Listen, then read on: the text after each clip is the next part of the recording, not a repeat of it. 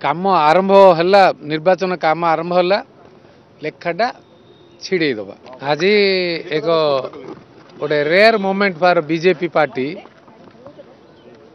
The party president Shri Manmohan Samal ji स्पष्ट भावे मत रखिंट केंद्रीय नेतृवृंद सहित कथा हवा पर जे भारतीय जनता पार्टी ओडिशा रे एकाकी लड़ब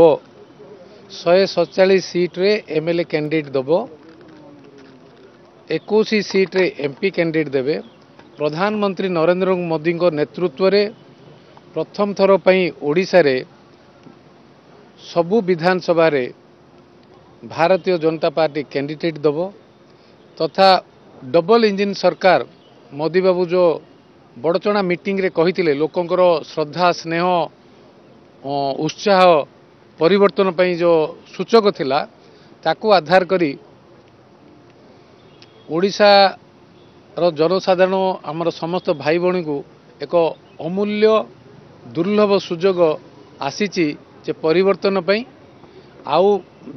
30 दिन की 40 दिन रो कथा समस्ते एक ही परिवर्तन पई जो सुजोग आज मनमोहन सामल करो नेतृवृंद संगे आलोचना पर जो सुजोग मिली आमे समस्ते एक ही लड़िबा काम आरंभ है निर्वाचन काम आरंभ है लेखाटा छिड़े दबा।